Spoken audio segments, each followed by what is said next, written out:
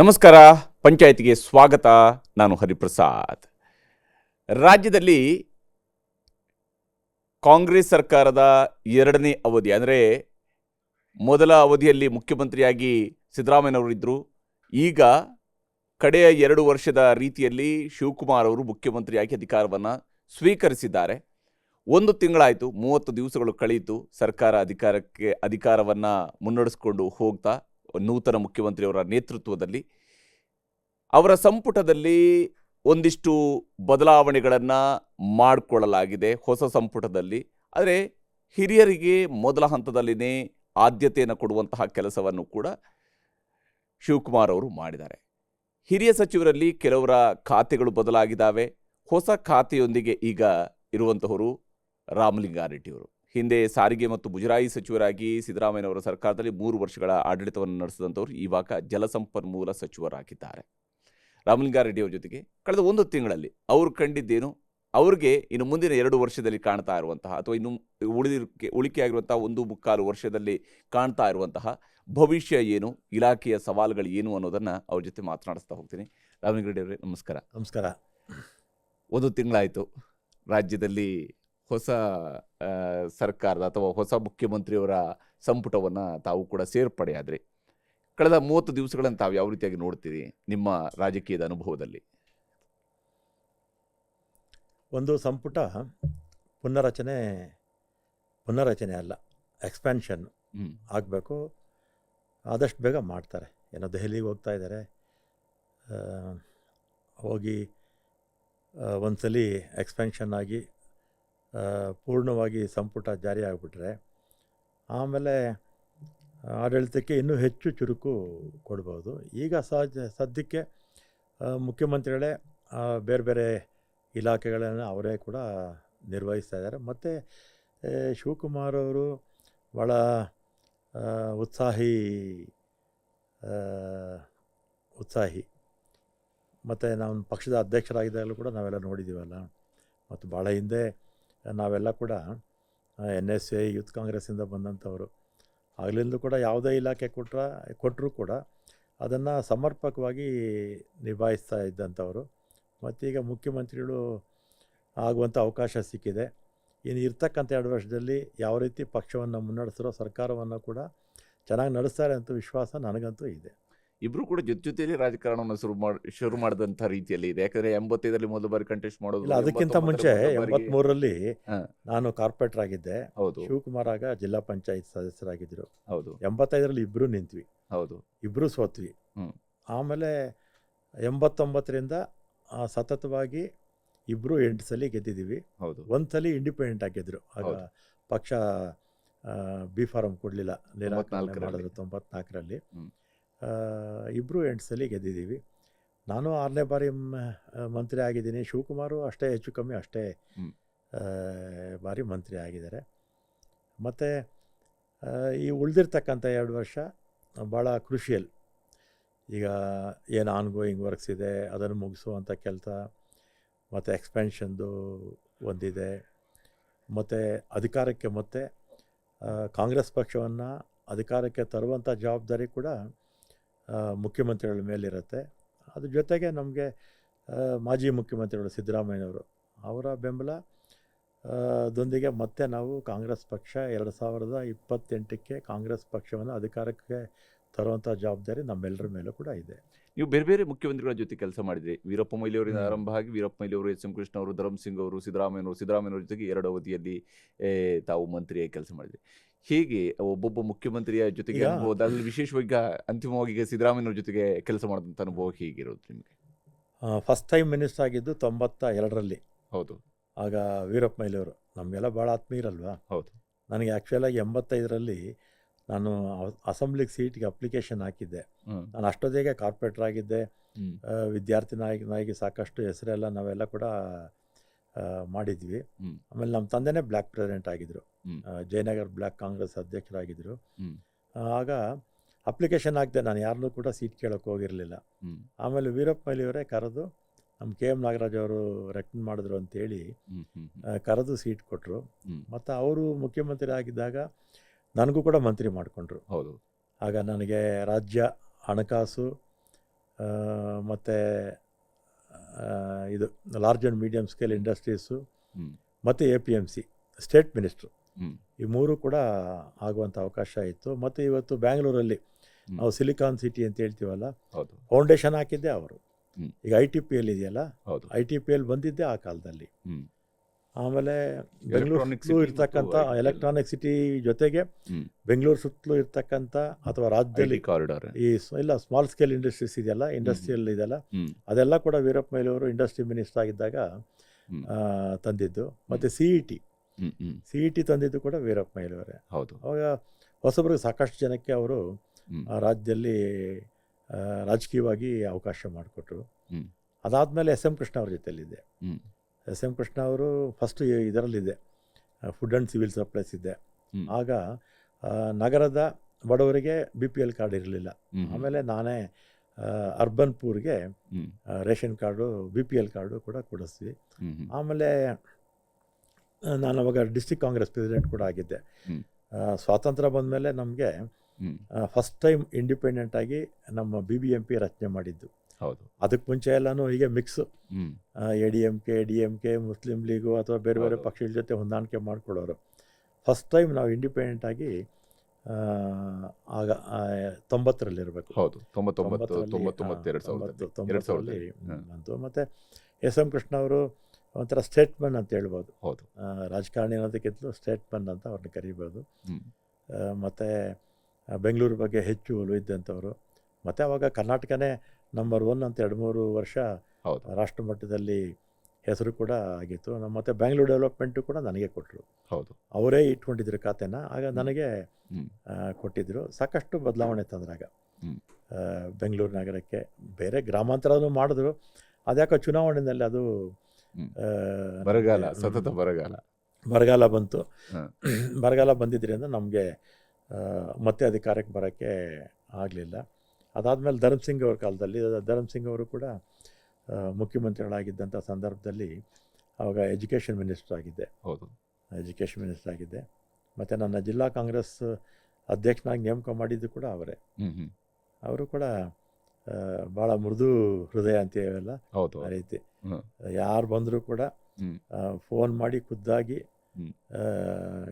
ಕೆಲಸ ಮಾಡಿಕೊಡ್ತಾ ಇದ್ದಂಥವ್ರು. ಒಬ್ಬೊಬ್ರದ್ದು ಒಂಥರ ವ್ಯಕ್ತಿತ್ವ. ಆಮೇಲೆ ಸಿದ್ದರಾಮಯ್ಯನವ್ರು ಗೊತ್ತಲ್ಲ, ಅವರು ಆರ್ಥಿಕವಾಗಿ ದುರ್ಬಲ ವರ್ಗದವರು. ಅದೇನು ಹಿಂದುಳಿದ ವರ್ಗ ಅಂತೇನಿಲ್ಲ, ಎಲ್ಲ ಸಮುದಾಯಗಳು, ಎಲ್ಲ ವರ್ಗ, ಎಲ್ಲ ಭಾಷೆ, ಎಲ್ಲ ಧರ್ಮದ ಜನರಿಗೆ ಆರ್ಥಿಕವಾಗಿ ದುರ್ಬಲರ ಪರವಾಗಿದ್ದಂಥವರು. ಮತ್ತು ಅತ್ಯಂತ ಜನಪ್ರಿಯ ವ್ಯಕ್ತಿತ್ವ ಅವ್ರದ್ದು. ಈಗ ನಮ್ಮ ರಾಜ್ಯದಲ್ಲಿರ್ತಕ್ಕಂಥ 2-3 ಮಾಸ್ ಲೀಡರ್ಸಲ್ಲಿ ಅವರು ಮೊದಲನೇವರು. ಅವರು ಕೂಡ ಅವರ ಅವಧಿನಲ್ಲಿ ಕೂಡ ಟ್ರಾನ್ಸ್ಪೋರ್ಟ್ ಮಿನಿಸ್ಟರ್ ಆಗಿ 4 ವರ್ಷ 4 ತಿಂಗಳಿದ್ದೆ. ಆಮೇಲೆ ಹೋಮ್ ಮಿನಿಸ್ಟರ್ ಅದೇ. ಅದು ಭಾಳ ಚೆನ್ನಾಗಿತ್ತು, ಚಾಲೆಂಜಿಂಗು. 8 ತಿಂಗಳಾದರೂ ಕೂಡ ಭಾಳ ಚೆನ್ನಾಗಿತ್ತು. ಅನೇಕ ಇಶ್ಯೂಸ್ ಬಂತು, ಅದನ್ನೆಲ್ಲ ಕೂಡ ಯಶಸ್ವಿಯಾಗಿ ನಿರ್ವಹಿಸಿದ್ದೀನಿ ಅಂತ ನನಗೂ ಕೂಡ ಖುಷಿನೇ ಇದೆ. ಅದಾದಮೇಲೆ ಮತ್ತೆ ಟ್ರಾನ್ಸ್ಪೋರ್ಟ್ ಕೊಟ್ಬಿಟ್ರು. ನನಗೆ ಬೇಡ ಅಂದೆ, ಯಾಕಂದರೆ ಹಿಂದೆ 4 ವರ್ಷ 4 ತಿಂಗಳಾಗಿದ್ದೀನಿ, ಮತ್ತೆ ಇದೇ ಇಲಾಖೆ ಬೇಡ ಅಂತ ಹೇಳಿದೆ. ನಾನು ಯಾವತ್ತೂ ಕೂಡ ವೀರಪ್ಪ ಮೊಯ್ಲಿಯವರಿಂದ ಹಿಡಿದು DK ಶಿವಕುಮಾರ್ ಅವ್ರಿಗೂ ಕೂಡ ಅಥವಾ ಹೈಕಮಾಂಡ್ಗೂ ಕೂಡ ನಾನು ಮಂತ್ರಿ ಆಗಬೇಕು ಅಂತ ಯಾವತ್ತೂ ಕೂಡ ಲಾಬಿ ಮಾಡಿರಲಿಲ್ಲ. ಸಹಜವಾಗಿ ಪಕ್ಷ ನಮ್ಮ ಸೀನಿಯಾರಿಟಿ ಮತ್ತು ನಮ್ಮ ಹಿರಿಜನ್ನು ಎಲ್ಲ ನೋಡಿಕೊಂಡು ಪಕ್ಷ ನಮಗೆ ಅವಕಾಶ ಮಾಡಿಕೊಡ್ತು. ಅದಕ್ಕೆ ಪಕ್ಷಕ್ಕೆ ಆಭಾರಿಯಾಗಿದ್ದೀನಿ. ಮತ್ತು ಶಿವಕುಮಾರ್ ಅವರ ಮಂತ್ರಿಮಂಡಲದಲ್ಲಿ ಈಗ ಜಲಸಂಪನ್ಮೂಲ ಇಲಾಖೆ ಕೊಟ್ಟಿದ್ದಾರೆ. ಇಲ್ಲೂ ಕೂಡ ಕೆಲಸ ಮಾಡುವಂಥ ಅವಕಾಶ ಜಾಸ್ತಿ ಇದೆ. ಬಟ್ ಇದು ಒಂಥರ ನಿಮಗೆ ನಿರೀಕ್ಷಿಸಿರದ ಖಾತೆ ಅಂತೇಳಿ, ನೀವು ನಿರೀಕ್ಷೆ ಮಾಡದ ಖಾತೆಯಾಗಿ, ಯಾಕಂದರೆ ಜಲಸಂಪನ್ಮೂಲ ಅಂತ ಸಾಮಾನ್ಯವಾಗಿ ಗ್ರಾಮಾಂತರ ಭಾಗದ ಶಾಸಕರುಗಳಾಗಿ ಆಯ್ಕೆ ಆದಂಥವ್ರು ಅನೇಕ ವರ್ಷಗಳಿಂದ ನಾವು ನೋಡ್ತಾ ಬಂದಾಗ, ವಿಶೇಷವಾಗಿ HD ದೇವೇಗೌಡರಂಥವ್ರು ಇರ್ಬೋದು, ಇವರೆಲ್ಲರೂ ಕೂಡ ನಿಭಾಯಿಸಿರ್ತಕ್ಕಂಥ ಖಾತೆ. HK ಪಾಟೀಲ್ರು 5 ವರ್ಷ ಇದೇ ಬೊಮ್ಮಾಯಿಯವರು ಇದ್ದರು 5 ವರ್ಷಗಳ ಕಾಲ. ಹೌದೌದು, ಶಿವಕುಮಾರ್ ಅವರು ಕೂಡ ಮಂತ್ರಿಗಳಾಗಿದ್ದರು. ಈ ಖಾತೆ ಬಹುಶಃ ನೀವು ನಿರೀಕ್ಷೆ ಮಾಡಿರಲಿಲ್ಲ? ಇಲ್ಲ, ನಾನು ನಿರೀಕ್ಷೆ ಮಾಡಿರಲಿಲ್ಲ. ಕೊಟ್ಟಿದ್ದಾರೆ. ಆದರೆ ಏನು ಯಾವ ಇಲಾಖೆ ಆದರೆ ಏನು ಎಕ್ಸ್ಪೀರಿಯನ್ಸ್ ಇದೆಯಲ್ಲ, ಅನುಭವ ಇದೆಯಲ್ಲ, 40 ವರ್ಷದ ರಾಜಕೀಯ ಅನುಭವ. ನಾನು ಕಾರ್ಪೊರೇಟ್ರಾಗೆ 83 ಆಗಿದ್ದು. ಹ್ಮ್. ಇದೆಷ್ಟಾಯಿತು, 43 ವರ್ಷ ಆಗೋಯ್ತು. ಹೌದು. ಶಾಸಕನಾಗೆ 37 ವರ್ಷ, ಕಂಟಿನ್ಯೂಸ್ ಆಗಿ 37 ವರ್ಷದಿಂದ ಹ್ಮ್. ಶಾಸಕನಾಗಿದ್ದೀನಿ. ಅದರಿಂದ ಯಾವ ಇಲಾಖೆ ಕೊಟ್ಟರು ಸಮರ್ಪಕವಾಗಿ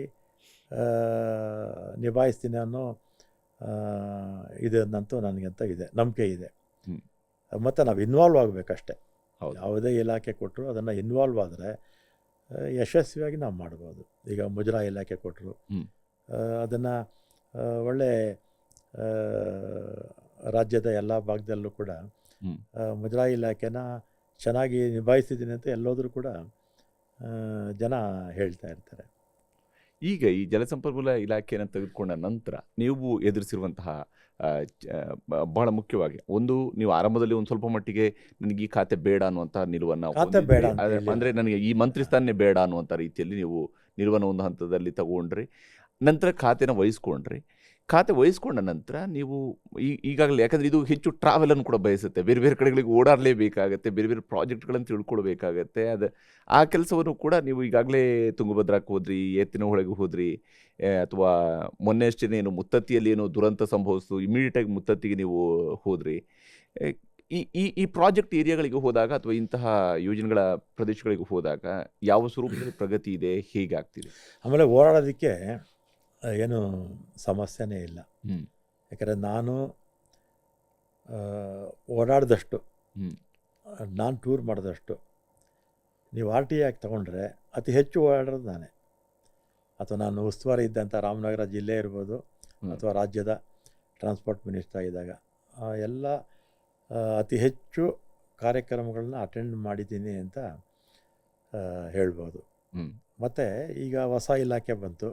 ಹೊಸ ಇಲಾಖೆ ಬಂದಮೇಲೆ ಮೊನ್ನೆ ಮುತ್ತೆತ್ತಿನಲ್ಲಿ 5 ಜನ ತೀರೋಗ್ಬಿಟ್ರು. ಆಮೇಲೆ ಯಾಕಿದ್ದು ಪದೇ ಪದೇ ಆಗ್ತಾ ಇದೆ ಅಂತೇಳಿ ನಾನೇ ಅಲ್ಲಿ ಹೋದಂಥ ಸಂದರ್ಭದಲ್ಲಿ ಹೇಳಿದ್ರು, ಪ್ರತಿ ವರ್ಷ ಕನಿಷ್ಠ 6-7 ಜನ ಸಾಯ್ತಾರೆ. 6-7 ಜನ ಸಾಯ್ತು. ಈ ಸಲ ಒಂದೇ ಸಲ 5 ಜನ ಹೋಗ್ಬಿಟ್ಟು ಪಾಪ. ಆಮೇಲೆ ನಾನು ನೋಡಿದೆ, ನೀರು ಹರಿತಿಲ್ಲ, ಅಲ್ಲಿ ಗುಂಡಿಗಳಿರುತ್ತಲ್ಲ, ಅದು ಗೊತ್ತಾಗೋದಿಲ್ಲ. ಕೆಲವು ಕಡೆ 2 ಕಡೆ ಸುಳಿ ಇದೆಯಂತೆ. ಅದು ಮನೇಲಿ ಹೋದರೆ ಏನಾಗುತ್ತೆ, ಅಲ್ಲಿ ಯಾರೂ ಬರೋದೇ ಇಲ್ಲ. ಮತ್ತು ಪ್ರವಾಹನೂ ಇಲ್ಲ, ನೀರು ನಿಂತ ಕಡೆನೇ ಇತ್ತು, ನೀರು ಹರಿತಾನೂ ಇರಲಿಲ್ಲ. ಆಮೇಲೆ ಹಿಸ್ಟ್ರಿ ತೊಗೊಂಡ್ವಿ. ಒಂದು 25-30 ವರ್ಷಕ್ಕೆ ಮುಂಚೆ ಒಂದೊಂದು ವರ್ಷದಲ್ಲಿ 25 ಜನ 30 ಜನ ಸತ್ತಿದ್ದು ಇದೆ. ಪ್ರತಿ ವರ್ಷ ಇಂಥ ವರ್ಷ ಸಾವಿಲ್ಲ ಅಂತಿಲ್ಲ, ಆವ್ರೇಜ್ 7-8 ಜನ ಸಾಯ್ತಾಯಿದ್ರು. ಅದಕ್ಕೆ ನಾವು ಇಂಜಿನಿಯರ್ಸು, ನಮ್ಮ ಫಾರೆಸ್ಟ್ ಡಿಪಾರ್ಟ್ಮೆಂಟ್ನವರು, ಮತ್ತು ನಮ್ಮ ಇವರು DC, ನಮ್ಮ CEO ಎಲ್ಲ ಅಧಿಕಾರಿಗಳೆಲ್ಲ ಬಂದಿದ್ದರು. ಮಾಡಿ ಒಂದು ಸಪ್ರೇಟ್, ಯಾಕಂದರೆ ಅದು ಮುಂದಕ್ಕೆ ಮುಳುಗಡೆ ಆಗುತ್ತೆ. ಅದು ನದಿ ನಿಮ್ಮದು ಬಿಟ್ಟರೆ ಉಳಿದಂಗೆ ಅದು ನಿಮಗೆ ನಿಮ್ಮ ಇಲಾಖೆ ಸೇರಿರುವಂಥದ್ದಲ್ಲ. ಯಾಕಂದರೆ ಅಲ್ಲಿ ಫಾರೆಸ್ಟ್ ಡಿಪಾರ್ಟ್ಮೆಂಟ್ ಇದೆ, ಅಲ್ಲಿ ಟೂರಿಸಂ ಡಿಪಾರ್ಟ್ಮೆಂಟ್ ಅವ್ರ ಜವಾಬ್ದಾರಿಗಳಿದ್ದಾವೆ. ಬಟ್ ನೀವು ಇದರಲ್ಲಿ ಹೆಚ್ಚು ಇನ್ವಾಲ್ವ್ ಆಗಿ ಅಲ್ಲಿ ಹೋಗಿ ಅದನ್ನು ಬ್ಯಾರಿಕೇಡಿಂಗ್ ಮಾಡಬೇಕು ಅಂತ ಹೇಳಿದ್ರಿ. ಇಲ್ಲ, ಅಲ್ಲಿ ಏನಾಗುತ್ತೆ, ಬ್ಯಾರಿಕೇಡಿಂಗ್ ಮಾಡೋಕ್ಕಾಗೋದಿಲ್ಲ. ಯಾಕಂದರೆ ನೀರೇನಾಗಿದೆ, ಇವಾಗ ತಳಮಟ್ಟಕ್ಕೆ ಹೋಗ್ಬಿಟ್ಟಿದೆ. ಬ್ಯಾರಿಕೇಡಿಂಗ್ ಅಲ್ಲಿ ಹಾಕ್ತೀವಿ, ನಾಳೆ ನೀರು ಮಳೆ ಬಂದರೆ ನೀರು ಮೇಲಕ್ಕೆ ಬರುತ್ತೆ. ಬ್ಯಾರಿಕೇಡಿಂಗ್ ತಿರುಗಿ ಮೇಲಕ್ಕೆ ಹಾಕೋಕ್ಕಾಗಲ್ಲ. ಫ್ಲಡ್ಸ್ ಬಂದಾಗ ಇನ್ನೂ ಮೇಲಕ್ಕೆ ಬರುತ್ತೆ. ಆದ್ದರಿಂದ ಬ್ಯಾರಿಕೇಡಿಂಗ್ ಮಾಡೋಕ್ಕಾಗೋದಿಲ್ಲ ಅಂತೇಳಿ ನಮ್ಮ ಇಂಜಿನಿಯರ್ಸು, ಆಮೇಲೆ ನಮ್ಮ ನರೇಂದ್ರ ಸ್ವಾಮಿ ಅವರು ಬಂದಿದ್ದರು. ಎಲ್ಲರೂ ಸಲಹೆ ಏನು ಅಂದರೆ, ಒಂದು ಋಷಿಕೇಶ ಇದರಲ್ಲೆಲ್ಲ ಗುರುದ್ವಾರದೆಲ್ಲ ಸಪ್ರೇಟಾಗಿ ಒಂದು ನಾಲೆ ಮಾಡಿಬಿಡೋದು, ಬಾರ್ಡ್ರಲ್ಲಿ ಮಾಡಿಬಿಟ್ಟು ಅಲ್ಲಿ ಸ್ಟೆಪ್ಸ್ ಮಾಡಿಬಿಟ್ಟು ಸ್ನಾನ ಮಾಡೋದಕ್ಕೆ ಅವಕಾಶ ಮಾಡಿಕೊಡ್ಬೇಕು ಅಂತ ಒಂದು ಮಾಡಿದ್ದಾರೆ. ಮತ್ತು ಅದು ಮುಳುಗಡೆ ಬೇರೆ ಆಗುತ್ತೆ. ಅದರಿಂದ ಹೆಚ್ಚು ಹಣ ಖರ್ಚು ಮಾಡಿ ವೇಸ್ಟ್ ಮಾಡೋದು ಬೇಡ. ಎಷ್ಟು ಕಡಿಮೆ ಆಗುತ್ತೋ ಅಷ್ಟು ಹಣದಲ್ಲಿ, ಯಾಕಂದರೆ ಇನ್ನೂ ನಮ್ಮ ಡ್ಯಾಮ್ಗೆ ಅನುಮತಿ ಆಗಬೇಕು, ಅನುಮತಿ ಆದಮೇಲೆ ಕಟ್ಟಬೇಕು, ಒಂದಷ್ಟು ವರ್ಷಗಳಾಗುತ್ತೆ. ಅದಕ್ಕೆ ಅಲ್ಲಿ ಒಂದು ಸಪ್ರೇಟಾಗಿ ಒಂದು ನಾಲೆ ಮಾಡಬೇಕು ಅಂತ ತೀರ್ಮಾನ ಮಾಡಿ ಬೋರ್ಡಿಗೆ ಸಬ್ಜೆಕ್ಟ್ ತನ್ನಿ ಅಂತ ಹೇಳಿದ್ದೀನಿ. ಇದು ಮಾಡೋದು ಬೇಡ, ಏನು ಹೆಚ್ಚು ಖರ್ಚು ಮಾಡೋದು ಬೇಡ, ಎಷ್ಟು ಸಾಧ್ಯ ಆಗುತ್ತೋ ಕಡಿಮೆ ವೆಚ್ಚದಲ್ಲಿ ಮಾಡೋಣ ಅಂತ ಹೇಳಿದ್ದೀನಿ. ಆಮೇಲೆ CC ಕ್ಯಾಮ್ರಾಸ್ ಎಲ್ಲ ಭಾಳ ಕಡಿಮೆ ಇತ್ತು, ಅದನ್ನೆಲ್ಲ ಕೂಡ ಹಾಕೋಕೆ ಹೇಳಿದ್ದೀನಿ. ಆಮೇಲೆ ಫಾರೆಸ್ಟಲ್ಲೂ ಹಾಕ್ತಾರೆ, ಮತ್ತು ನಾವು ಮೇಲ್ಗಡೆ ಬರ್ತೀವಲ್ಲ, ಎಂಟ್ರಿ ಆಗ್ತೀವಲ್ಲ, ಅಲ್ಲಿಂದನೂ ಹಾಕಿ ಅಂತ ಹೇಳಿದ್ದೀನಿ. ಆಮೇಲೆ ಗಾರ್ಡ್ಸ್ ಭಾಳ ಇಬ್ಬರೇ ಇತ್ತು, ಅದಕ್ಕೆ ನಾವೊಂದು 4 ಗಾರ್ಡ್ಸು, ಫಾರೆಸ್ಟ್ನವ್ರು ಒಂದು 4 ಗಾರ್ಡ್ಸು, 8 ಗಾರ್ಡ್ಸ್ ಹಾಕೋಕೆ ಹೇಳಿದ್ದೀನಿ. ಆಮೇಲೆ ಅಲ್ಲಿ ಯಾರು ಗಾರ್ಡ್ಸ್ ಇರ್ತಾರೆ, ಶನಿವಾರ ಭಾನುವಾರ 10-15 ಸಾವಿರ ಜನ ಇರ್ತಾರೆ. ಅದಕ್ಕೆ ಅಟ್ಲೀಸ್ಟ್ ಒಂದು ಸಬ್ ಇನ್ಸ್ಪೆಕ್ಟರ್ ಲೆವೆಲ್ ಆಫೀಸರ್ ಹಾಕಿ ಅಂತ SP ಅವರಿಗೆ ಸೂಚನೆ ಕೊಟ್ಟಿದ್ದೀನಿ. ಮತ್ತು ಸ್ವಲ್ಪ ಈ ಫಾರೆಸ್ಟ್ನವರು ಅಲರ್ಟ್ ಆಗಿದ್ದರೆ ನಮ್ಮ ಇವರೆಲ್ಲ ಸೆಕ್ಯೂರಿಟಿ ಸ್ವಲ್ಪ ನದಿ ಒಳಗಡೆ ಹೋಗುವಂಥನ್ನ ತಪ್ಪಿಸ್ಬೋದು. ಮತ್ತು ಈ ಕೆಲಸ ಮುಗಿಯೋವರೆಗೂ ಒಂದ್ಸಲಿ ನಾಲೆ ಆಗಿಬಿಟ್ರೆ ಆಮೇಲೆ ಸಮಸ್ಯೆಗಳು ಕಡಿಮೆ ಆಗುತ್ತೆ. ಮತ್ತು ಇದಾದಮೇಲೆ ಅಲ್ಲಿ ಬಂದು ಎಲ್ಲಿ ಮದ್ಯಪಾನ ಮಾಡಬಾರ್ದು ಅಂತಲೂ ಕೂಡ ಬರ್ತಾರೆ. ಹೌದು. ಅಲ್ಲಿ ನಾನ್ ವೆಜ್ ಊಟ ಮಾಡ್ತಾರೆ, ಮಾಡಲಿ, ಯಾರು ಬೇಡ ಅಂತ ಹೇಳಲ್ಲ. ಮದ್ಯಪಾನ ಮಾಡಾದ್ಮೇಲೆ ಆ ಬಾಟ್ಲ್ಸ್ ಎಲ್ಲನೂ ನದಿಗೆ ಹಾಕ್ತಾರೆ. ಹೌದು. ಅದೆಲ್ಲ ಕೂಡ ತಪ್ಪಿಸ್ಬೇಕು. ಹೌದು.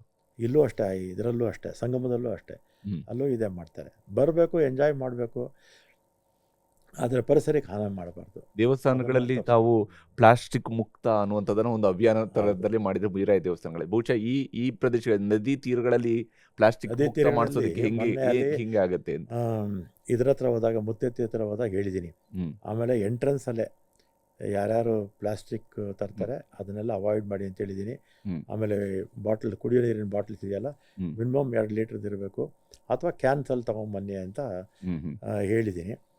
ಆಮೇಲೆ ಈ ಮದ್ಯಪಾನದ್ದು ಕೂಡ ಅವಾಯ್ಡ್ ಮಾಡಿ ಅಂತ ಹೇಳಿ, ಒಂದು ಪೊಲೀಸ್ ಔಟ್ ಪೋಸ್ಟ್ ಬೇಕು ಅಂದರು, ಅದಕ್ಕೂ ಕೂಡ ಸೂಚನೆ ಕೊಟ್ಟಿದ್ದೀನಿ. ಅಲ್ಲಿ ನಾರ್ಮ್ಸ್ ಪ್ರಕಾರ ಬರೋದಿಲ್ಲ, ಆದರೆ ಸ್ಪೆಷಲ್ ಕೇಸ್ ಅಂತ ಅದನ್ನು ಮೂವ್ ಮಾಡಿ ಅಂತ ಹೇಳಿದ್ದೀನಿ. ಮತ್ತು ಇದ್ರ ಜೊತೆಗೆ ಮೇಕೆದಾಟು ಇದೆ. ಮೇಕೆದಾಟದು ಅವರು ಅನೇಕ ವರ್ಷಗಳು ಹೋರಾಟಗಳಿತ್ತು.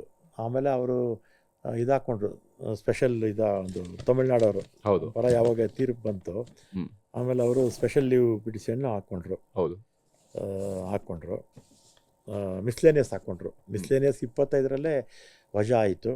ಆಮೇಲೆ ಅದ್ರ ಮೇಲೆ ರಿವ್ಯೂ ಪಿಟಿಷನ್ನು ಹಾಕ್ಕೊಂಡ್ರು, ಅದು 26ರಲ್ಲಿ ವಜಾ ಆಯಿತು. ಈಗ DPR ಎಲ್ಲ ರೆಡಿ ಇದೆ. DPR ರೆಡಿ ಇದೆ. ಆಮೇಲೆ ಕಾವೇರಿ ವಾಟರ್ ಮ್ಯಾನೇಜ್ಮೆಂಟ್ ಅಥಾರಿಟಿ ಅಂತಿದೆ, ಅದ್ರ ಮುಂದೆ ಟೆಕ್ನಿಕಲ್ಲು ಅವ್ರ ಅಪ್ರೂವಲ್ ಕೊಟ್ಮೇಲೆ ಫೈನಲಾಗಿ ಅಲ್ಲಿ ಹೋಗುತ್ತೆ. ಆದರೂ ಕೂಡ ತಮಿಳ್ನಾಡವರು ಒಂದು ರೆಸೊಲ್ಯೂಷನ್ ಮಾಡಿ ಅಸೆಂಬ್ಲಿನಲ್ಲಿ ಒಂದು ಇಟ್ಟಿಗೆ ಕೂಡ ನಾವು ಇಡೋಕ್ಕೆ ಬಿಡೋದಿಲ್ಲ ಅಂತ ಅಲ್ಲಿ ಸಹಜವಾಗಿ ಅವರು MLS ಅವರ ಮಂತ್ರಿಗಳು ಅಲ್ಲೆಲ್ಲ ಅಸೆಂಬ್ಲಿಯಲ್ಲೆಲ್ಲ ಮಾತಾಡಿದ್ದಾರೆ. ಹಾಗೆ ಅಂತಿಮವಾಗಿ ಸುಪ್ರೀಂ ಕೋರ್ಟ್ ಏನು ಜಡ್ಜ್ಮೆಂಟ್ ಕೊಟ್ಟಿದೆ ಅದರ ಪ್ರಕಾರ ಆಗುತ್ತೆ. ಆಮೇಲೆ ಇಲ್ಲಿ ಕಾನೂನಿನ ಹೋರಾಟ ಒಂದು ಭಾಗ, ಕಾನೂನಿನಲ್ಲಿ ಕರ್ನಾಟಕಕ್ಕೆ ಜಯ ಆಗಿದೆ.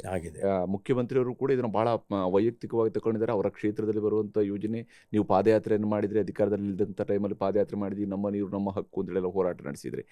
ಆದರೆ ಇಲ್ಲಿರುವಂಥದ್ದು ಈಗ ರಾಜಕೀಯದ ಒತ್ತಡದ ವಿಚಾರವೂ ಕೂಡ ಬರುತ್ತೆ. ರಾಜಕೀಯವಾಗಿ ಯಾರು ಈ ವಿಚಾರದಲ್ಲಿ ಪ್ರಯತ್ನವನ್ನು ಮಾಡಬೇಕು ಅಂತೇಳಿ ಕರ್ನಾಟಕ ಸರ್ಕಾರದ ಕಡೆಗೆ ಕೇಳಿದಾಗಲೆಲ್ಲ BJP ಅವರು ಕೇಳ್ತಾರೆ, ನಿಮ್ಮಲ್ಲಿ ಅಲ್ಲಿ ನೋಡಿದರೆ ನಿಮ್ಮವರು ಕಾಂಗ್ರೆಸ್ನವರು, ಅಲ್ಲಿ ನೋಡಿದರೆ ವಿರೋಧಿಸ್ತಾ ಇದ್ದಾರೆ, ಇಲ್ಲಿ ಕಾಂಗ್ರೆಸ್ ಅವರು ಬೇಕು ಅಂತ ಹೇಳ್ತಿದ್ದಾರೆ ಅಂತ ಹೇಳುವಂಥ ಆಪಾದನೆಯನ್ನು ನಿಮ್ಮ ವಿರುದ್ಧ ಮಾಡ್ತಾ ಇದ್ದಾರೆ. ಆ್ಯಕ್ಚುಲಿ ಏನಿಲ್ಲಿ, ಹೇಗೆ ಇದನ್ನು ಜೊತೆಯಾಗಿ ತೆಗೆದುಕೊಂಡು ಹೋಗೋದಕ್ಕೆ ಸಾಧ್ಯ ಆಗುತ್ತೆ? ಈಗ ಸುಪ್ರೀಂ ಕೋರ್ಟಲ್ಲಿ ನಮ್ಮ ಪರ ಆಗಿದೆ. ಈಗ ಅವರು ವಿಧಾನಸಭೆಯಲ್ಲಿ ಒಂದು ನಿರ್ಣಯ ಮಾಡಿಕೊಂಡು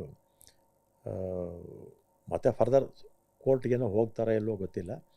ಆದರೆ ಒಂದಂತೂ ಅವರು ಅರ್ಥ ಮಾಡ್ಕೋಬೇಕು ತಮಿಳ್ನಾಡವರು.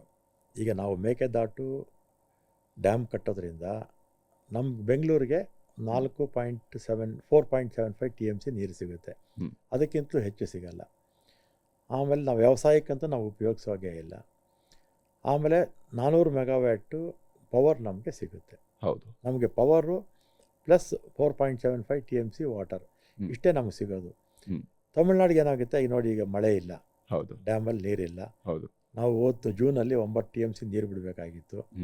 ಈಗ ನಮ್ಮಲ್ಲಿ ನೀರಿದ್ದಿದ್ರೆ ನಾವು ಮೇಕೆದಾಟು ಅಣೆಕಟ್ಟು ಕಟ್ಟಿ ನಾವು ಇಲ್ಲಿ ಸ್ಟೋರ್ ಮಾಡಿದ್ರೆ ಅವ್ರಿಗೆ ಬೆನಿಫಿಟ್ ಆಗುತ್ತೆ. ಹೌದು, ತಮಿಳ್ನಾಡವ್ರಿಗೆ ಬೆನಿಫಿಟ್ ಆಗುತ್ತೆ. ಅದನ್ನು ಅವ್ರು ಅರ್ಥನೇ ಮಾಡ್ಕೊಳ್ತಿಲ್ಲ.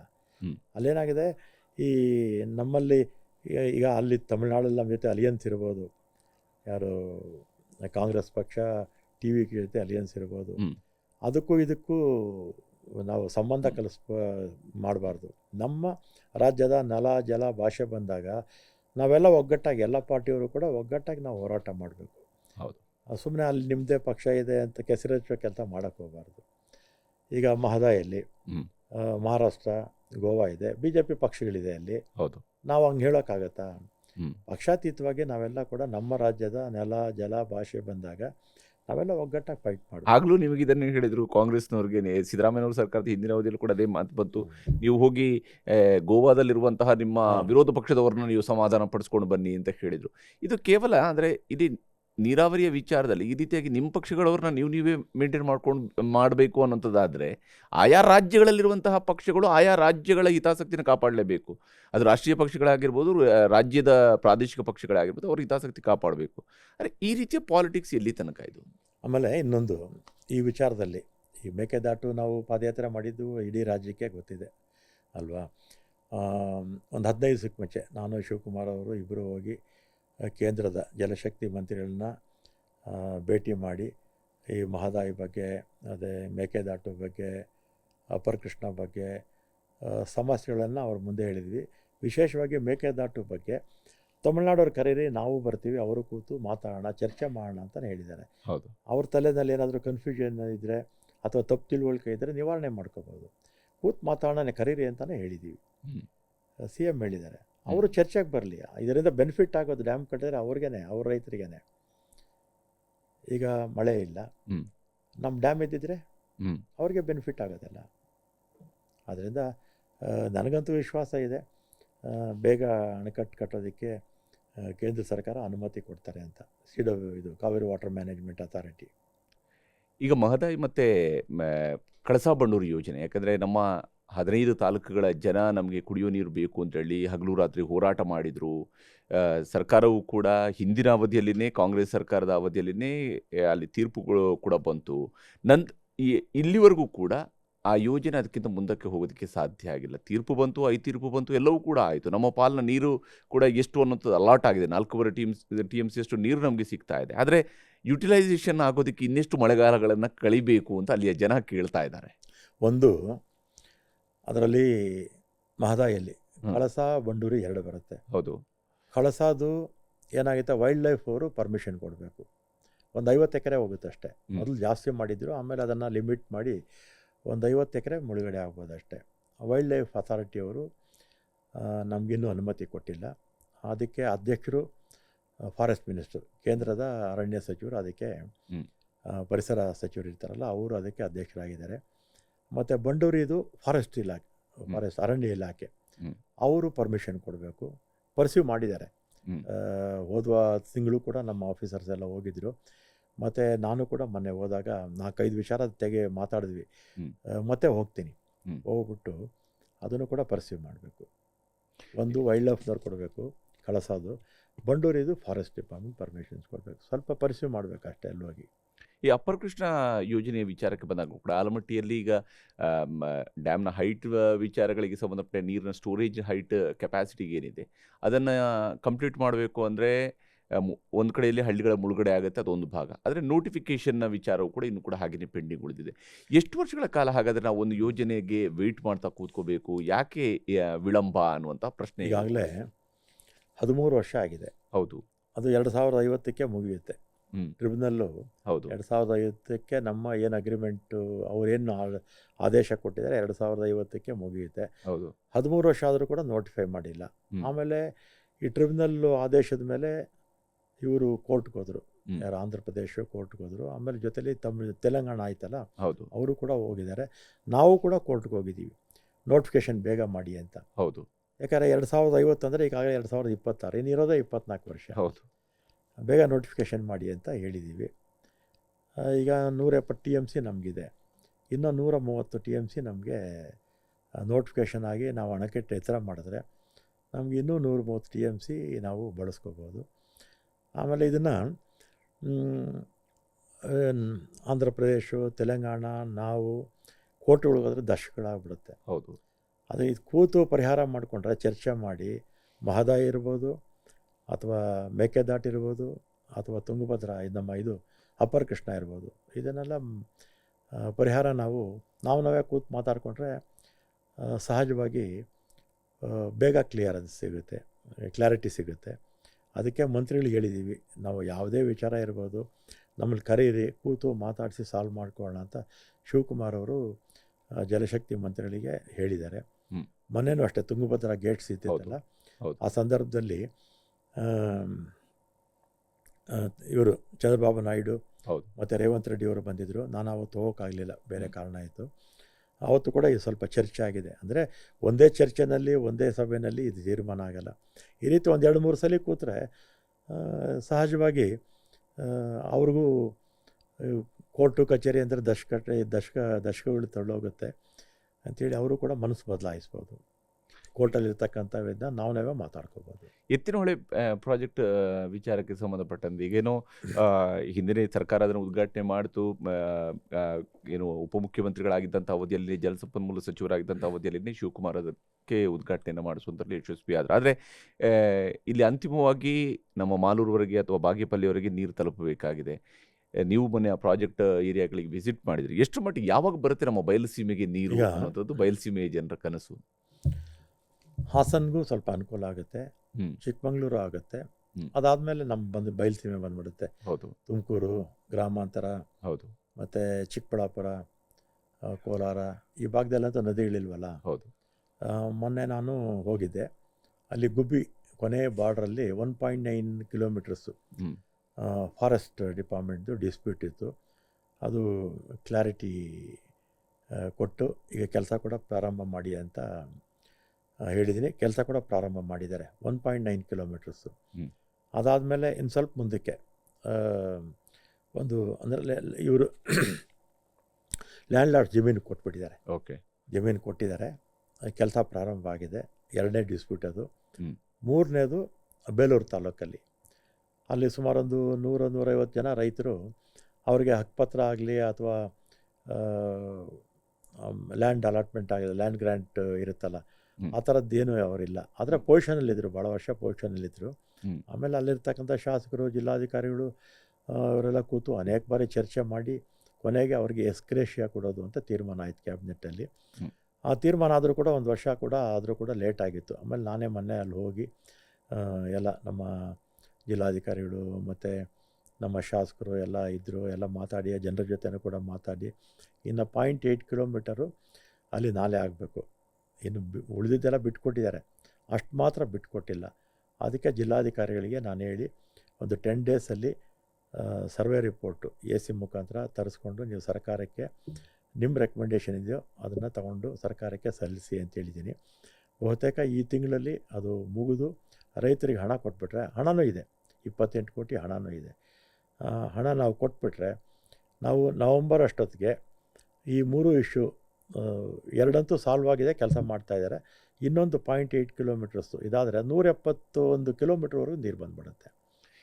ಆಮೇಲೆ ದೊಡ್ಡಾಪುರದಲ್ಲಿ ಪಂಪಿಂಗ್ ಸ್ಟೇಷನ್ ಆಗ್ತಾಯಿದೆ. ಓಕೆ. ದೊಡ್ಡಾಪುರದಿಂದ ಆಚೆಗೆ ಕೆಲಸಗಳು ಬಹುತೇಕ ಮುಗಿದೋಗಿದೆ. ಹ್ಮ್. ಬಾಗೇಪಲ್ಲಿ, ಗುಡಿಬಂಡ ಮತ್ತು ಇದೆಲ್ಲ ಬರುತ್ತಲ್ಲ, ಗೋರಿಬಿದನೂರು, ಶಿಡ್ಲಘಟ್ಟ, ಬಹುತೇಕ ಕೆಲಸ ಮುಗಿದಿದೆ. ಅಂದ್ರೆ ನಿಮಗೆ ಈ ಸರ್ಕಾರದ ಅವಧಿಯಲ್ಲಿ ನೀರು ತಲುಪಿಸೋದಕ್ಕೆ ಆಗುತ್ತೆ, ಸಾಧ್ಯ ಖಂಡಿತ ಆಗುತ್ತಾ ಆಗುತ್ತೆ. ಈ ಎಲ್ಲ ಭಾಗ? 171 ಕಿಲೋಮೀಟರ್ ಈ ವರ್ಷನೇ ನೀರು ಬರುತ್ತೆ. ಹ್ಮ್. ಅಂದರೆ ಮಳೆ ಮೇಲೆ ಡಿಪೆಂಡ್ ಆಗುತ್ತೆ. ಹೌದು, ಯಾಕಂದರೆ ಈ ವರ್ಷ ಬರಗಾಲ ಇದೆ. ಹೌದು. ನಮ್ಮ ಸರ್ಕಾರದ ಅವಧಿಯಲ್ಲಿ 100ಕ್ಕೆ 100 ಭಾಗ ಬರುತ್ತೆ. ಇಲ್ಲಿ ನೀವು ಕೂಡ ಪ್ರಸ್ತಾಪ ಮಾಡಿದೆ ಬರಗಾಲದ ಬಗ್ಗೆ. ಮುಂಗಾರು ಮಳೆ ಬಹುಶಃ ಶತಮಾನದ ದಾಖಲೆಯ ಕುಸಿತವನ್ನು 150. ಕಂಡಿರುವ ಸಂದರ್ಭದಲ್ಲಿ ತಾವು ಜಲಸಂಪನ್ಮೂಲ ಸಚಿವರಾಗಿದ್ದೀರಿ, ಭಾರಿ ನೀರಾವರಿ ಸಚಿವರಾಗಿದ್ದೀರಿ. ಹಿಂಗೆ ನೀರು ಕೊಡ್ತೀರಿ? ಇದು ಇಂಟರ್ ಸ್ಟೇಟ್ ಡಿಸ್ಪ್ಯೂಟ್ಗಳಿದ್ದಾವೆ, ಜೊತೆಗೆ ನಮ್ಮ ರೈತರ ನಿರೀಕ್ಷೆಗಳಿದ್ದಾವೆ, ಬೆಳೆ ಬೆಳೆಯುವಂಥದಕ್ಕೆ ಕಷ್ಟಗಳಿದ್ದಾವೆ. ಯಾವ ಸ್ವರೂಪದ ಚಾಲೆಂಜ್ ಈಗ ತಮ್ಮ ಕಣ್ಣ ಮುಂದೆ ಕಾಣ್ತಾ ಇದೆ? ಈಗಾಗಲೇ ಬೇರೆ ಬೇರೆ ಅಣೆಕಟ್ಟುಗಳು ಕೂಡ ವಿಸಿಟ್ ಮಾಡಿ ನೋಡಿದಿರಿ, ನೀರಿನ ಮಟ್ಟ ಬಗ್ಗೆ ರಿಪೋರ್ಟ್ಗಳನ್ನು ತರಿಸ್ಕೊಂಡಿದ್ದೀರಿ. ಯಾವ ಸ್ವರೂಪದ ಬಾಗಿನ ಕೊಡುವ ಜಾಗದಲ್ಲಿ ಇವತ್ತು ಇಡೀ ಬರದಾಗಿರ್ತಕ್ಕಂಥ ಅಣೆಕಟ್ಟುಗಳನ್ನು ನೋಡ್ತಾ ಇದ್ದೀರಿ? ಹೋದ ವರ್ಷ ಇದೇ ಸಮಯಕ್ಕೆ ಬಹುತೇಕ ಎಲ್ಲ ಡ್ಯಾಮ್ಗಳು ಕೂಡ ಮುಕ್ಕಾಲು ಭಾಗ ತುಂಬಬೇಕಿತ್ತು. ಹೌದು. ಆಮೇಲೆ ನಿನ್ನೆ ನಾನು ACS ಅವರು ನಮ್ಮ ಎಲ್ಲ MDs 4 ನಿಗಮಗಳ MDs ಮೀಟಿಂಗ್ ಮಾಡಿದ್ವಿ. ನೀರಿನ ಪ್ರಮಾಣ ಭಾಳ ಕಡಿಮೆ ಇದೆ. ಒಂದು ಭದ್ರಾದಲ್ಲಿ ಸ್ವಲ್ಪ ನೀರು ಜಾಸ್ತಿ ಇದೆ, ಅದು ಬಿಟ್ಟರೆ ಉಳಿದಿರ್ತಕ್ಕಂಥ ಕಡೆ 9-10% ಮೇಲೆ ಎಲ್ಲೂ ಇಲ್ಲ. ಹೌದು. ಆಮೇಲೆ ಈಗ ಕುಡಿಯೋ ನೀರಿಗೆ ಆದ್ಯತೆ ನಾವು ಕೊಡಲೇಬೇಕು. ಹೌದು. ಕುಡಿಯೋ ನೀರಿಗೆ ನಮಗೇನು 3-4 ತಿಂಗಳು ಏನು ಸಮಸ್ಯೆ ಆಗಲ್ಲ. ಇರ್ತಕ್ಕಂಥ ನೀರನ್ನೇ ನಾವು ಮಿತವಾಗಿ ಬಳಸ್ಕೊಂಡ್ರೆ 3-4 ತಿಂಗಳು ನಮಗೆ ಕುಡಿಯೋ ನೀರಿಗೇನು ಸಮಸ್ಯೆ ಆಗಲ್ಲ. ನೋಡೋಣ, ಮಳೆ ಬರುತ್ತೆ ಅಂತ ನಿರೀಕ್ಷೆ ಇಟ್ಕೊಳ್ಳೋಣ. ಕುಡಿಯೋ ನೀರಿಗೆ ಸಮಸ್ಯೆ ಆಗಲ್ಲ ಅಂತ ಅಂದ್ಕೊಳ್ತೀನಿ. ಅಟ್ಲೀಸ್ಟ್ ಆ ಪ್ರಮಾಣದಲ್ಲಿ ಡ್ಯಾಮ್ಗಳು ತುಂಬುವಷ್ಟು ಬರದೇ ಇದ್ದರೂ ಕೂಡ ಕುಡಿಯೋ ನೀರಿಗೆ ಆಗುವಷ್ಟು ಮಳೆ ಬರುತ್ತೆ ಅಂತ ಭಾವಿಸ್ಕೊಳ್ತೀನಿ. ಮತ್ತು ಇನ್ನೊಂದು ಈ ಸಲ ಬರೀ ನಮ್ಮ ರಾಜ್ಯ ಅಲ್ಲ, ಹೌದು, ನಮ್ಮ ದೇಶದ ಸುಮಾರು 12 ರಾಜ್ಯಗಳಲ್ಲಿ ಈ ಸಮಸ್ಯೆ ಆಗುತ್ತೆ. ಹೌದು. ಇವನ್ ಮಹಾರಾಷ್ಟ್ರದಲ್ಲಿ ಎಲ್ಲ ಕಡೆ ಹೌದು. ಸುಮಾರು 12 ರಾಜ್ಯಗಳಲ್ಲಿ ತೀವ್ರ ಬರಗಾಲ. ಸುಮಾರು 150 ವರ್ಷಗಳಲ್ಲಿ ಜೂನ್ ತಿಂಗಳಲ್ಲಿ ಇಷ್ಟು ಕಡಿಮೆ ಮಳೆ ಬಿದ್ದದ್ದು ಯಾವತ್ತೂ ಇರಲಿಲ್ಲ. ಈಗ ಒಂದು ಕಡೆಯಲ್ಲಿ ನೀರಿನ ವಿಚಾರ, ಇನ್ನೊಂದು ಕಡೆ ನಿಗಮಗಳ ಕಾರ್ಯವೈಖರಿಯ ವಿಚಾರದಲ್ಲೂ ಕೂಡ ಭಾಳಷ್ಟು ಪ್ರಶ್ನೆಗಳು ಅನೇಕ ಸಂದರ್ಭಗಳಲ್ಲಿ ಬರ್ತಾನೆ ಇರ್ತವೆ.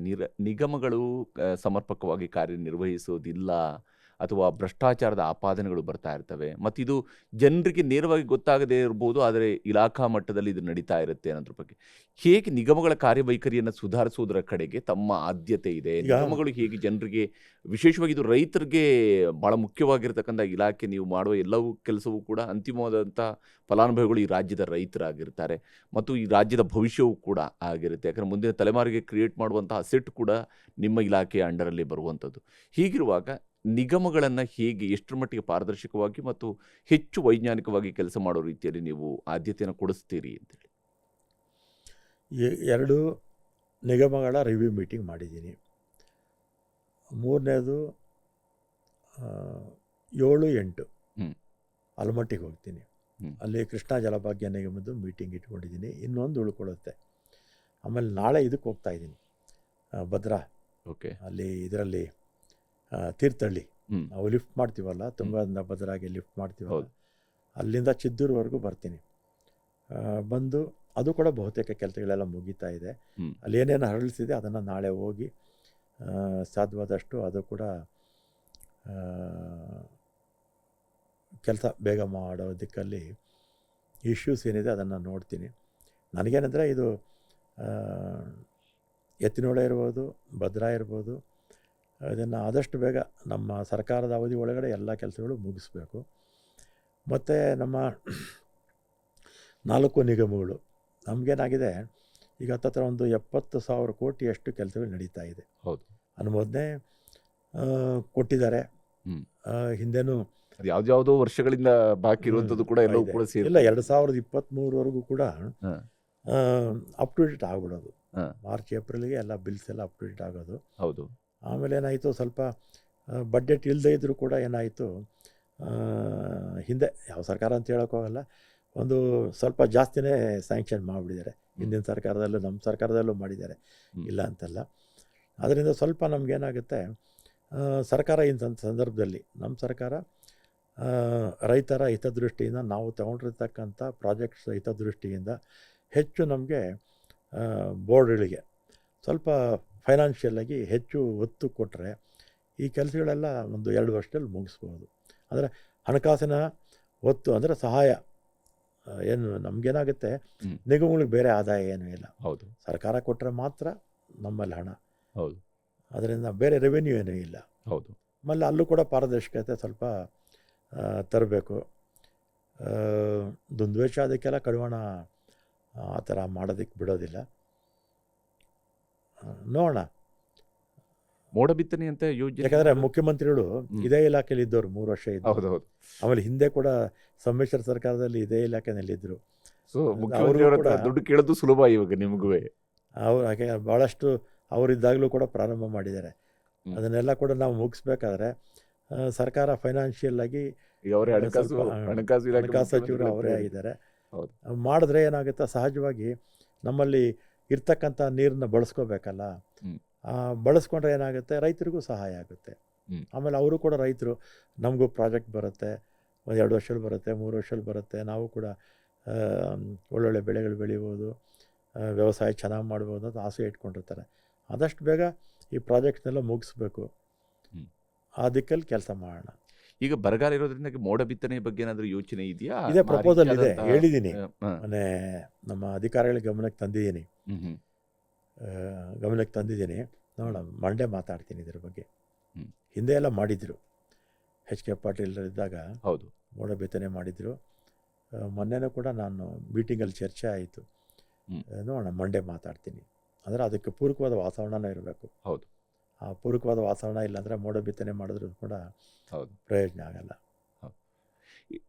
ಇಲ್ಲಿ ಭಾಳ ಮುಖ್ಯವಾಗಿ ಖಾತೆಗಳ ವಿಚಾರ ನೀವು ಆವಾಗಲೇ ಹೇಳಿದ್ರಿ, ನಿಮಗೂ ಆಲ್ರೆಡಿ ಅದು ವಾಸ್ತವವು ಕೂಡ ರಾಜ್ಯದ ಬೇರೆ ಬೇರೆ ಭಾಗಗಳಿಗೆ ಹೋದಾಗಲೂ ಕೂಡ ಮುಜರಾಯಿ ಖಾತೆಯನ್ನು ತುಂಬ ಚೆನ್ನಾಗಿ ನಿಭಾಯಿಸಿದಿರಿ ಅನ್ನೋಂಥದ್ದು. ಮತ್ತು ವಿಶೇಷವಾಗಿ ಅರ್ಚಕರ ಸಂಘದವರು ಕೂಡ ಇತ್ತೀಚೆಗೆ ಒಂದು ಸುದ್ದಿಗೋಷ್ಠಿ ನಡೆಸಿ ಕೂಡ ಇಲ್ಲ, ಮುಜರಾಯಿ ಇಲಾಖೆಯನ್ನು ರಾಮಲಿಂಗಾರೆಡ್ಡಿ ಅವರಿಗೆ ಕೊಡಬೇಕು. ಸಾಮಾನ್ಯವಾಗಿ ಮುಜರಾಯಿ ಮಂತ್ರಿಗಳ ಪರವಾಗಿ ಈ ರೀತಿಯಾಗಿ ಮಾತಾಡುವಂಥ ಪ್ರಮಾಣ ಭಾಳ ಕಡಿಮೆ ಇರುತ್ತೆ, ಅಥವಾ ಇಲ್ಲವೇ ಇಲ್ಲ ಅಂತಲೇ ಹೇಳ್ಬೋದು. ಈಗಲೂ ನಿಮಗೆ ಮುಜರಾಯಿ ಖಾತೆಯನ್ನು ಈಗ ಒಂದು ಬೆಂಗಳೂರು ನಗರಾಭಿವೃದ್ಧಿ ಖಾತೆ ಸಿಗುತ್ತೆ ಅನ್ನೋಂಥದ್ದು ಅದು ಸಿಕ್ಕಿಲ್ಲ. ಜಲಸಂಪನ್ಮೂಲ ಖಾತೆ ಕೊಟ್ಟಿದ್ದಾರೆ, ದೊಡ್ಡ ಖಾತೆ ನಿಜ. ಆದರೆ ಮುಜರಾಯಿ ಖಾತೆ ನಿಮಗೆ ಬರಬಹುದು ಅಥವಾ ಕೊಡ್ತಾರೆ ಅನ್ನೋದ್ರ ಬಗ್ಗೆ ಏನಾದ್ರು ಇದೆಯಾ ಅಥವಾ ನೀವೇನಾದರೂ ಕೇಳಿದ್ದೀರಾ? ಇಲ್ಲ ಇಲ್ಲ, ನಾನು ಯಾವತ್ತೂ ಕೇಳಲ್ಲ. ಹಾಂ. ನಾನು ಯಾವತ್ತೂ ಮಂತ್ರಿ ಮಾಡಿ ಅಂತಲೂ ಕೇಳಿಲ್ಲ, ಇಂಥ ಇಲ್ಲ ಖಾತೆನೂ ಬೇಕು ಅಂತ ಕೇಳಲಿಲ್ಲ. 2023ರಲ್ಲಿ ಬೆಂಗಳೂರು ಡೆವಲಪ್ಮೆಂಟು ಕೊಡ್ತೀನಿ ಅಂತ ಚೀಫ್ ಮಿನಿಸ್ಟರ್ ಅವಾಗ ಸಿದ್ದರಾಮಯ್ಯನವರು ಕರೆದು ಹೇಳಿದರು. ಆಮೇಲೆ ಚೇಂಜ್ ಆಯಿತು. ಯಾಕೆ ಚೇಂಜ್ ಆಯಿತು ಅಂತ ಅದನ್ನು ಈಗ ಹೇಳೋಕೆ ಹೋಗೋದಿಲ್ಲ. ಅದಕ್ಕೆ ಮತ್ತೆ 2023ಕ್ಕೆ ಆಗಬೇಕಾಗಿತ್ತು. ಸುಮ್ಮನೆ ಅದನ್ನು ಯಾಕೆ ಮಾತಾಡೋದು ಬಿಡಿ. ಆದರೆ ಅವತ್ತು ಮೊನ್ನೆ ಒಂದು ಕುತೂಹಲ ಅಷ್ಟೇ.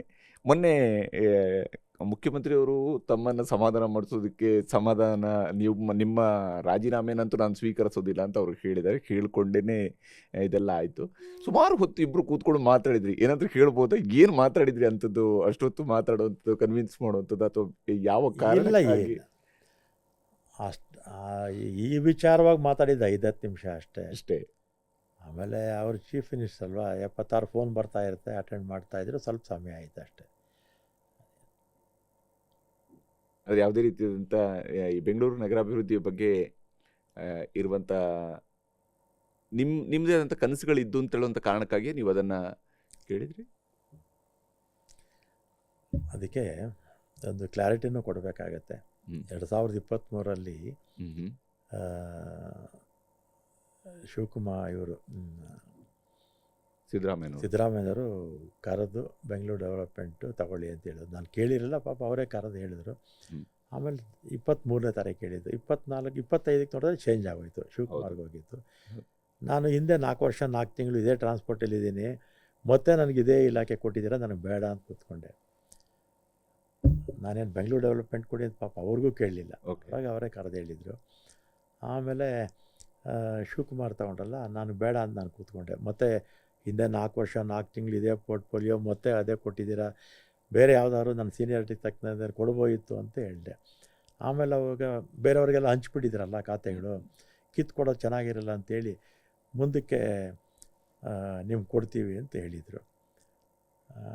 ಕೊಡಲಿಲ್ಲ ಅಷ್ಟೇ. ಅದಕ್ಕೆ ಬೇಸರ ಆಗಿತ್ತು ಅಷ್ಟೇ. ನನಗೇನು ಇಂಥ ಖಾತೆ ಅಂತೇನೂ ಇಲ್ಲ, ನನ್ನ ಸೀನಿಯಾರಿಟಿಗೆ ತಕ್ಕನಾಗಿ ಯಾವುದು ಕೊಟ್ಟಿದ್ರು ಆಗೋಗಿತ್ತು. ಈಗ GBA ಚುನಾವಣೆಯಲ್ಲಿ ಕಾಂಗ್ರೆಸ್ನ ಸ್ಥಿತಿ ಹೇಗಿದೆ? GBA ಚುನಾವಣೆ ಯಾವಾಗ ಬೇಕಿದ್ರು ಬರಬಹುದು ಅನ್ನೋದ್ರ ಬಗ್ಗೆ ಕೋರ್ಟ್ ಕೂಡ ನಿಮಗೆ ಸೆಪ್ಟೆಂಬರ್ ತಿಂಗಳಲ್ಲಿ ಮಾಡಿ ಅಂತ ಹೇಳಿದೆ. ಏನಿಲ್ಲದ್ರೂ ಕೂಡ ಈ ವರ್ಷದ ಆಗಸ್ಟ್ ಚುನಾವಣೆ ಆಗಬೇಕಾಗಿತ್ತು. ಹೇಗೆ ಸುಪ್ರೀಂ ಕೋರ್ಟು ಫೈನಲ್ ಆಗಿ ಆಗಸ್ಟ್ ಒಳಗೆ ಮಾಡಬೇಕು, ಮತ್ತು ನಿಮಗೆ ಫರ್ದರ್ ಯಾವ ಪರ್ಮಿಷನ್ಸು ಕೊಡೋದಿಲ್ಲ. ಪರ್ಮಿಷನ್ಸ್ ಅಂದರೆ ಮುಂದಕ್ಕೆ ಹಾಕೋದಕ್ಕೆ ಕೊಡೋಲ್ಲ ಅಂತ ಹೇಳಿದರು. ಈಗೇನಾಗಿದೆ, SIR ನಡೀತಾ ಇದೆ. SIR ನಡೆಯುವಾಗ ಕೊಡ್ತಾರೋ ಇಲ್ಲೋ ಡೌಟ್ ನನಗೆ.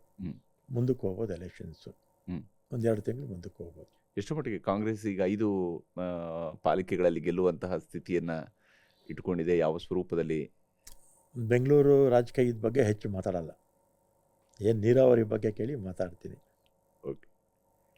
ಅಂತಿಮವಾಗಿ ನೀರಾವರಿ ವಿಚಾರಕ್ಕೆ ಸಂಬಂಧಪಟ್ಟಂತೆ ಬೆಂಗಳೂರಿನಲ್ಲಿನ ಒಂದು ನಿರೀಕ್ಷೆ ಇರುವಂಥದ್ದು ಅರ್ಕಾವತಿ ರಿವರನ್ನು ರಿಜುವಿನೇಟ್ ಮಾಡಬೇಕು ಅನ್ನೋದಕ್ಕೆ ಸಂಬಂಧಪಟ್ಟಂತೆ ಹಿಂದೆ ಬಹಳ ಉತ್ಸಾಹದಲ್ಲಿ MB ಪಾಟೀಲರು ಒಂದು ಘೋಷಣೆಯನ್ನು ಮಾಡಿದರು 2013ರಲ್ಲಿ. ನಾನು ಲಂಡನ್ನ ಥೇಮ್ಸ್ ಮಾದರಿಯಲ್ಲಿ ಮತ್ತು ಅಹಮದಾಬಾದ್ನ ಸಬರ್ಮತಿ ಮಾಡೆಲ್ನಲ್ಲಿ ಅರ್ಕಾವತಿಯನ್ನು ರಿಜುವಿನೇಟ್ ಮಾಡ್ತೀವಿ ಅನ್ನುವಂಥ ಹೇಳಿದರು.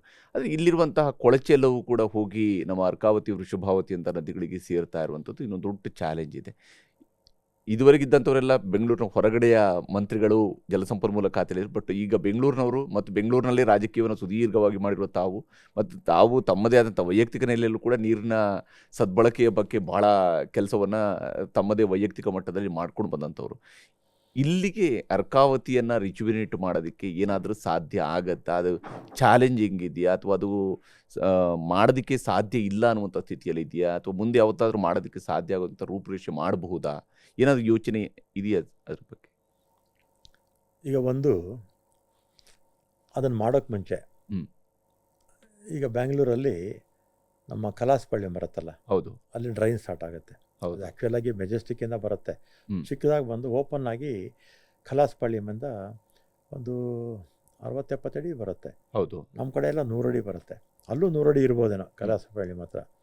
ಅಲ್ಲಿಂದ ದೊಡ್ಡ ಮೋರಿ ಬರುತ್ತೆ, ಅದರಲ್ಲಿ ಏನಾಗುತ್ತೆ, ಅದೆಲ್ಲ ಆ, ಮಳೆಗಾಲದಲ್ಲಿ ನೀರು ಹರಿಯೋಕ್ಕೆ ಅಂತ ಮಾಡಿದ್ದು. ಹೌದು. ನಾವೆಲ್ಲ ಚಿಕ್ಕ ಹುಡುಗರಾಗೆ ದೊಡ್ಡ ದೊಡ್ಡ ಪೈಪ್ಗಳು ಹಾಕಿದ್ರು ಹೊಂಬೆಗೌಡನಗರಲ್ಲೆಲ್ಲ, ನಾನು ಅದೆಲ್ಲ ನೋಡಿದ್ದೀನಿ. ಪೈಪ್ ಲೈನಲ್ಲೇ ಒಳಗಡೆ, ಭೂಮಿ ಒಳಗಡೆ ಸ್ಯಾನಿಟರಿ ಲೈನೆಲ್ಲ, ಸ್ಯಾನಿಟರಿ ಎಲ್ಲ ಹೋಗ್ಬಿಡೋದು. ಆಮೇಲೆ ಆ ಪೈಪ್ ಲೈನುಗಳೆಲ್ಲ ಶಿಲ್ಟಪ್ ಆಗೋಯ್ತು, ಹಾಳಾಯಿತು. ಆಮೇಲೆ ಯಡಿಯೂರಪ್ಪರಿದ್ದಾಗ K100 ಅಂತ ಹೆಸರಿಟ್ಟು ಎಲ್ಲ ಒಂದು 7-8 ಕಿಲೋಮೀಟ್ರ್ ಅಷ್ಟೇ, ಜಾಸ್ತಿ ಇಲ್ಲ.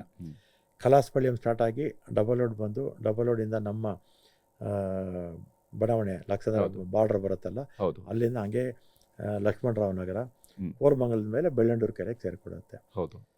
K100 ಅಂತ ಒಂದು, ಅದು ಒರಿಜಿನಲ್ ಎಸ್ಟಿಮೇಟು, ರಿವೈಸ್ ಎಸ್ಟಿಮೇಟು ಎಲ್ಲ ಒಂದು 350-400 ಕೋಟಿ ಖರ್ಚು ಮಾಡಿದ್ದಾರೆ. ಮಾಡಿದಾಗ ನನಗೂ ಕೂಡ ಖುಷಿ ಆಯಿತು. ಏನಂದರೆ ಎಲ್ಲ ಅಲ್ಲೇನು ಸ್ಯಾನಿಟರಿ ನೀರು ಬರ್ತಾಯಿದೆ, ಆ ನೀರನ್ನೆಲ್ಲ ಬ್ಲ್ಯಾಕ್ ಮಾಡಿ ಅಲ್ಲಿ ಮಳೆ ನೀರು ಮಾತ್ರ ಹೋಗೋ ರೀತಿ ನಾವು ಮಾಡ್ತೀವಿ ಅಂತ ಅವ್ರ ಪ್ಲ್ಯಾನು ಅದೇ ರೀತಿ ಮಾಡಿದ್ರು. ಆಮೇಲೆ ಡೇ ಬೈ ಡೇ ನೋಡ್ತಾ ಇದ್ದೀನಿ. ಮೊನ್ನೆ ಕೂಡ ಒಂದು 15-20 ದಿವಸಕ್ಕೆ ಮುಂಚೆ ನಮ್ಮ ಪೋತ್ಲಪ್ಪ ಗಾರ್ಡನ್ ಪಕ್ಕದಲ್ಲೇ ಇದೆ, ಹರಿಯುತ್ತೆ ನನ್ನ ಕಾನ್ಸೆಂಟ್ ಪಕ್ಕದಲ್ಲಿ. ಮೊದಲು ಸ್ಟಾರ್ ಮೋಟರಿನಲ್ಲಿ ಸೆಂಟ್ರಲ್ಲಿ ಒಂದು ಚಿಕ್ಕದಾಗಿ ಕಾಲುವೆ ಥರ ಇರೋದು, ಯು ಶೇಪು ಅಥವಾ ವಿ ಶೇಪೆಲ್ಲ ಇರೋದು, ನೀರು ಅಲ್ಲಿ ಹರಿದು ಹೋಗ್ಬಿಡೋದು. ಉಳಿದಿದ್ದೆಲ್ಲ ಚಪ್ಪಡಿ ಹಾಕಿದ್ರು ಅವಾಗ. ಆಮೇಲೆ ಈ K100 ಮಾಡಿದಾಗ ಏನಾಯಿತು, ಚಪ್ಪಡಿ ಎಲ್ಲ ತೆಗೆದುಬಿಟ್ರು. ಏನೋ NGT ಆರ್ಡರ್ಸ್ ಮೇಲೆ ಯಾವುದು ಕಾಂಕ್ರೀಟ್ ಹಾಕಬಾರ್ದು, ಚಪ್ಪಡಿಗಳು ಹಾಕಬಾರ್ದು ಅಂತ ಅವರ ಆದೇಶ. ಈಗೇನಾಗಿದೆ, 365 ಡೇಸ್ ನೀರು ನಿಂತಿರುತ್ತೆ ಅಲ್ಲಿ.